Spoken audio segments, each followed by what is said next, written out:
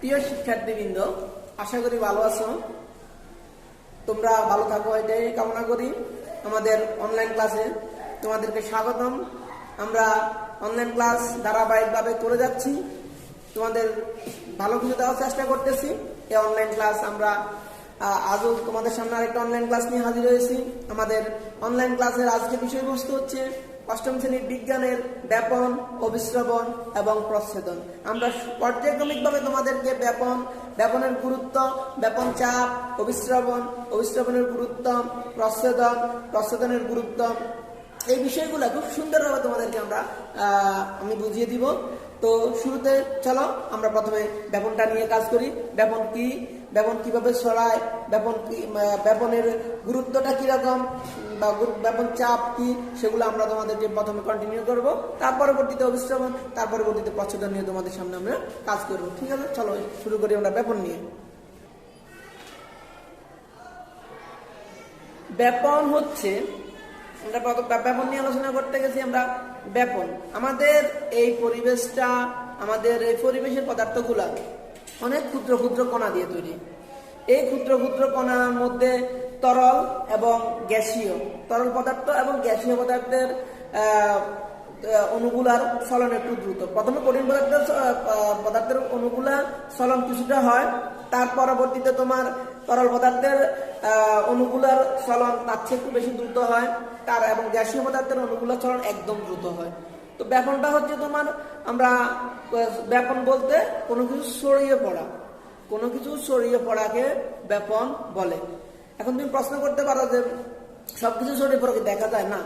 যেমন তরল পদার্থের এক ধরনের ব্যাপন হয়, গ্যাসীয় পদার্থের এক ধরনের ব্যাপন হয়। যখন কোনো অণু অধিক ঘনত্বযুক্ত স্থান থেকে কম ঘনত্বযুক্ত স্থানে ছড়িয়ে পড়ে, কি বলছি, যখন কোনো অণু অধিক ঘনত্বযুক্ত স্থান থেকে কম ঘনত্বযুক্ত স্থানে ছড়িয়ে পড়ে, তখন সেই প্রক্রিয়াকে বলা হচ্ছে ব্যাপন। আর এই অধিক ঘনত্বযুক্ত স্থান থেকে কম ঘনত্বযুক্ত স্থানে ছড়িয়ে পড়ার জন্য এক ধরনের চাপ প্রয়োগ করতে হয়।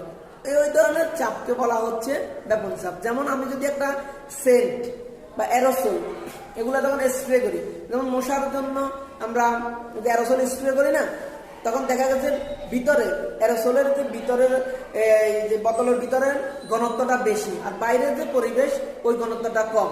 তখন আমরা যখন চাপ প্রয়োগ করছি, ওই চাপের ফলে যে চাপটা হচ্ছে ওইটা হলো ব্যাপন চাপ।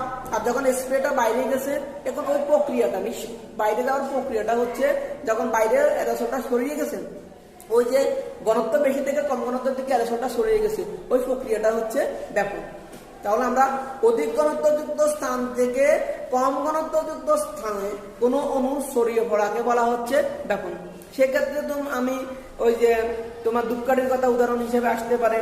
যখন ঘরে ধূপকাঠি জ্বালানো হয়, তারপরে যখন সেন্ট ইউজ করা হয়, তখন সেগুলা স্প্রের সাথে সাথে পুরা ঘর কি সুবাসিত হয়ে যায়। ধূপকাঠি জ্বালানোর সাথে পুরা ঘরটা কি হয়, ধূপকাঠির সুগন্ধে সুবাসিয়ে পড়ে যায়। আর তরল পদার্থের ব্যাপনের ক্ষেত্রে তুমি একটা বালতির মধ্যে কিছু পানি নিলা, এখন এই পানি নেওয়ার পরে এক ফোঁটা নীল যদি আমরা বালতির মধ্যে দিই, পুরা বালতির সাদা পানিটা রং হয়ে গেছে। এতে পুরা এই যে বালতির নীলটা পুরা কি বালতির মধ্যে ছড়িয়ে পড়ছে। তাহলে নীলের ঘনত্বটা বেশি, পানির ঘনত্বটা কম, তাই অধিক ঘনত্ব নীলটা বালতির মধ্যে ছড়িয়ে গিয়ে একটা ব্যাপন প্রক্রিয়া সংগঠিত করছে। তাহলে প্রিয় শিক্ষার্থীরা, তোমরা অবশ্যই ব্যাপনের ব্যাপারটা বুঝতে পারছো। ব্যাপনের যে গ্যাসীয় পদার্থের ব্যাপন এবং তরল পদার্থের ব্যাপন, কোনো কিছু ছড়িয়ে পড়াকে ব্যাপন বলে। আসো এখন আমরা ব্যাপনের গুরুত্ব নিয়ে আলোচনা করব। ব্যাপনের গুরুত্ব আমাদের দৈনন্দিন জীবনে প্রতিটা উদ্ভিদ এবং প্রাণীর ক্ষেত্রে ব্যাপনের গুরুত্ব খুবই অপরিসীম। উদ্ভিদের সারা সংশ্লেষণ প্রক্রিয়ায় কার্বন ডাই অক্সাইড গ্রহণ এবং অক্সিজেন নিঃসরণের ক্ষেত্রে ব্যাপনের গুরুত্ব অনস্বীকার্য। অবশ্যই ব্যাপনের গুরুত্ব আছে। আর প্রাণীদের অক্সিজেন গ্রহণ করে, তারপরে বিভিন্ন লসিকায় বা বিভিন্ন অঙ্গ বা তন্ত্রের মধ্যে খাদ্য পরিবহন, রক্তে বিভিন্ন অক্সিজেন পরিবহনের ক্ষেত্রে যে পরিবহনের ক্ষেত্রে যে কাজ অত্যন্ত গুরুত্বপূর্ণ বা অত্যাবশ্যকীয় সেগুলো অবশ্যই ব্যাপন দ্বারা সংগঠিত হয়। উদ্ভিদ এবং প্রাণী প্রত্যক্ষ এবং পরোক্ষভাবে ব্যাপনের সাথে সম্পৃক্ত। ব্যাপন উদ্ভিদ এবং প্রাণীর ক্ষেত্রে খুবই গুরুত্বপূর্ণ একটা বিষয়। ঠিক আছে, আমরা এর পরবর্তীতে আমরা ব্যাপনের পরে অভিস্রবণে নিয়ে আলোচনা করব। আমরা অভিস্রবণ কি, অভিস্রবণের গুরুত্ব সেগুলো আমি তোমাদেরকে অবশ্যই বুঝিয়ে দিচ্ছি।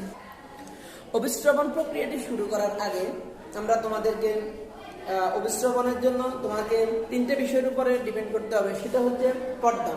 একটা হলো বেদ্য পর্দা, একটা হলো অর্ধবেদ্য পর্দা, একটা হলো অবেদ্য পর্দা। এই পর্দাগুলো সম্পর্কে তোমাকে ধারণা থাকতে হবে। আরো 3টে জিনিস আছে, সেটা হচ্ছে দ্রাবক, দ্রাবক, দ্রবক। এই 6টা জিনিস সম্পর্কে তোমাকে ধারণা থাকতে হবে, তারপরে তুমি বা তোমরা অভিস্রবণ প্রক্রিয়াটা ভালোভাবে বুঝতে পারবে। প্রথমে আসো, অভিস্রবণ শুরু করার আগে আমরা পর্দা নিয়ে আলোচনা করি। সকল কিছুর একটা পর্দা বা আবরণ আছে। তো প্রথমে আমরা যদি আলোচনায় আসি, সেটা হচ্ছে বেদ্য পর্দা। বেদ্য পর্দাটা কি? যে পর্দার ভিতর দিয়ে দ্রাবক এবং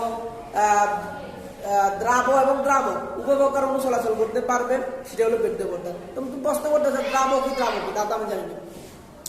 পানিকে সার্বজনীন দ্রাবক বলা হয়। পানি তরল পদার্থ, এটা হচ্ছে দ্রাবক। আর যদি চিনি, সেটা হলো দ্রাবক। এটা হলো দানাদার পদার্থ বা কণা, এটা হলো কি চিনি। চিনি হচ্ছে এগুলো হলো দ্রাবক। তাহলে তরল পদার্থ হলো দ্রাবক আর কঠিন পদার্থ চিনি হচ্ছে তোমার দ্রাবক। এর চিনি এবং পানির মিশ্রণে তৈরি শরবত, তখন সেটা হচ্ছে দ্রবণ। তাহলে দ্রাবক, দ্রাবক, দ্রবণ।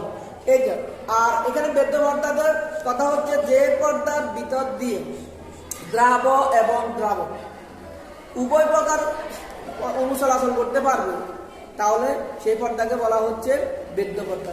এক্ষেত্রে কোষপ্রাচীর এর ভিতর দিয়ে দ্রাবক উভয় প্রকার অণু চলাচল করতে পারবে।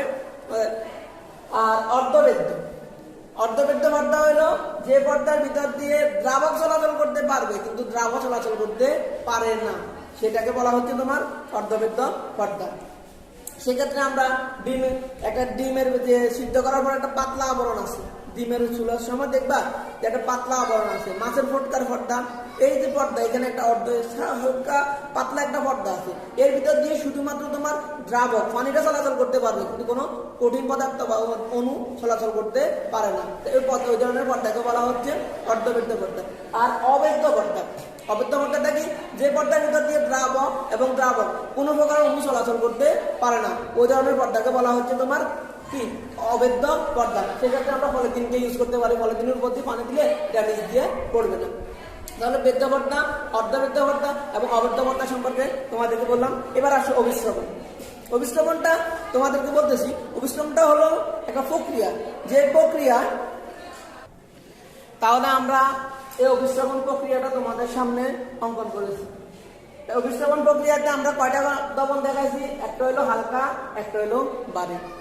একটা কম ঘনত্ব দ্রবণ, একটা হলো বেশি ঘনত্ব দ্রবণ। এখানে কয়টা দ্রবণ আছে? 2টা দ্রবণ। তাহলে এটা একটা কি দ্বারা পৃথক আছে? অর্ধবেদ্য পর্দা দ্বারা। কি দ্বারা পৃথক আছে? অর্ধবেদ্য পর্দা। এই অর্ধবেদ্য পর্দা দ্বারা পৃথক থাকার পর তাহলে এটা কম ঘনত্ব থেকে অধিক ঘনত্ব স্থানের দিকে ছড়িয়ে পড়ায়। এখানে এই প্রথম চিত্রে তোমাদেরকে হালকা দ্রবণ এবং গাঢ় দ্রবণ দেখাচ্ছে, পরবর্তী চিত্রে হালকা দ্রবণ এবং গাঢ় দ্রবণ। এটা একটা অর্ধবেদ্য পর্দা। এর মধ্যখানে যে পর্দাটা আছে, এই পর্দাটা হচ্ছে অর্ধবেদ্য পর্দা। আমরা মুখস্থ দরকার নাই, তুমি দেখে দেখে বলতে পারবে। তাহলে কম ঘনত্ব এবং বেশি ঘনত্বের 2টি দ্রবণ একটি অর্ধবেদ্য পর্দা দ্বারা পৃথক থাকলে কম ঘনত্ব স্থান থেকে অধিক ঘনত্ব স্থানের দিকে ছড়িয়ে পড়া যে প্রক্রিয়া, সেই প্রক্রিয়াকে অভিস্রবণ বলে। মুখস্থ দরকার আছে না? তাহলে তুমি দেখে দেখে চিত্র দেখে মনে রেখে তুমি এই অভিস্রবণ প্রক্রিয়াটা বলতে পারবে। তাহলে প্রথমে 2টা দ্রবণ থাকবে, একটা কম ঘনত্বের, একটা বেশি ঘনত্বের। এই দ্রবণগুলো একটা অর্ধবেদ্য পর্দা দ্বারা পৃথক থাকবে। তারপরে কম ঘনত্ব স্থান থেকে অধিক ঘনত্ব স্থানের দিকে এই দ্রবণের যে ছড়িয়ে পড়ার প্রক্রিয়াকে, এই যে দ্রাবকগুলা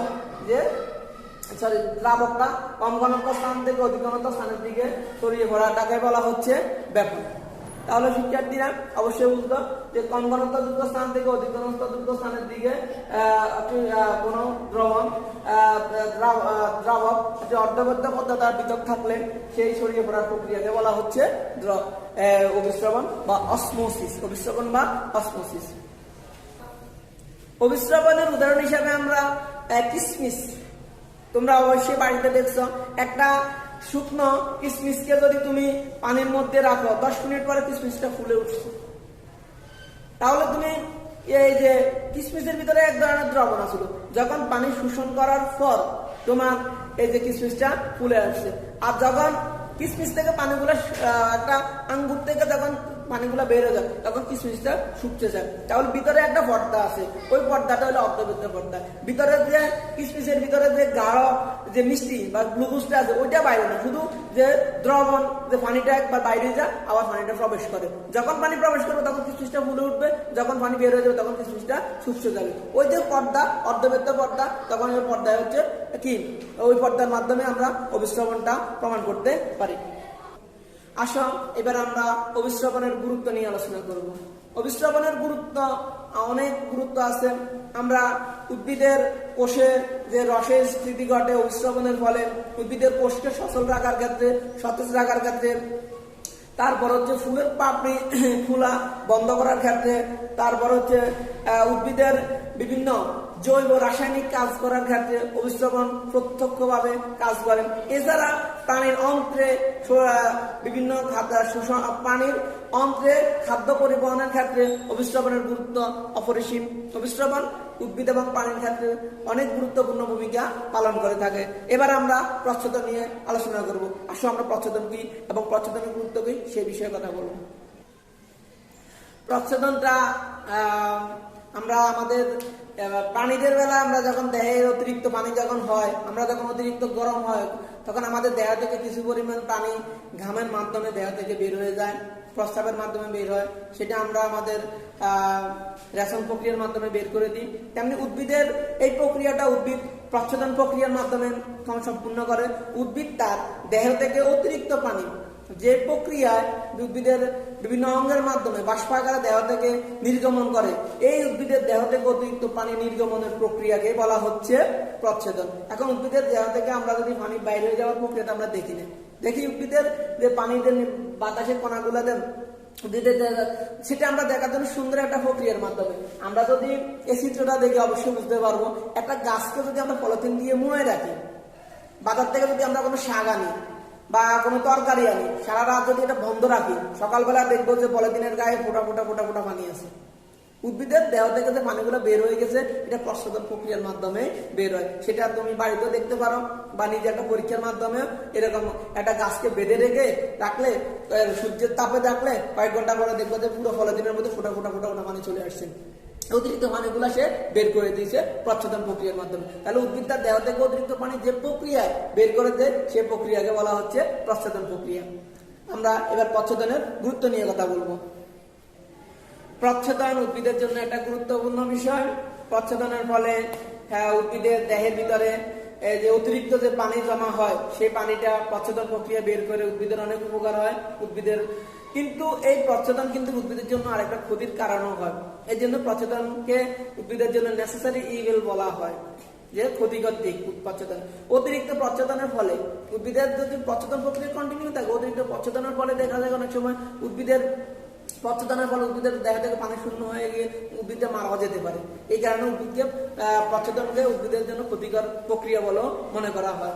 যার কারণে শীতকালে দেখবা যে সকল গাছের পাতাগুলো ঝরে যায়। শীতকালে অতিরিক্ত প্রচ্ছদন যদি হয় উদ্ভিদের কি যে গাছ মারা যেতে পারে। এই কারণে উদ্ভিদের পাতাগুলো যখন যে প্রক্রিয়ার ফলে বসন্তকালে যখন পাতাগুলো ঝরে যায় তখন প্রচ্ছদন প্রক্রিয়া কম হয়, যার ফলে উদ্ভিদ নিজেকে টিকিয়ে রাখতে সমর্থ হয়।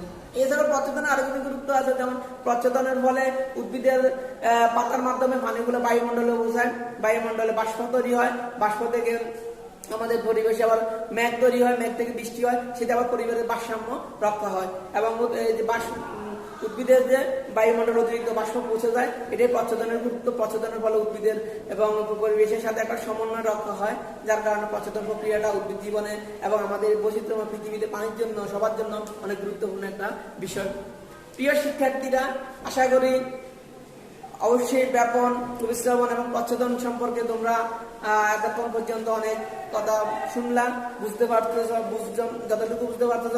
কোনো কিছু বুঝতে অসুবিধা হলে আমাদের কমেন্টস বক্সে গিয়ে আমাকে কমেন্ট করে জানাবা, আমি তোমাদেরকে সুন্দরভাবে আরো সেটা বুঝিয়ে দেওয়ার সুন্দর চেষ্টা করব। আজ এই পর্যন্ত, সবাই ভালো থাকো, সুস্থ থাকো। অন্য কোনো আরেকটা ক্লাস নিয়ে আমরা আগামীতে, আমি মিঠুন দাস, তোমাদেরকে আরো অন্য কোনো টপিকস নিয়ে তোমাদের সামনে হাজির থাকবো। ধন্যবাদ সবাইকে, ভালো থাকবা।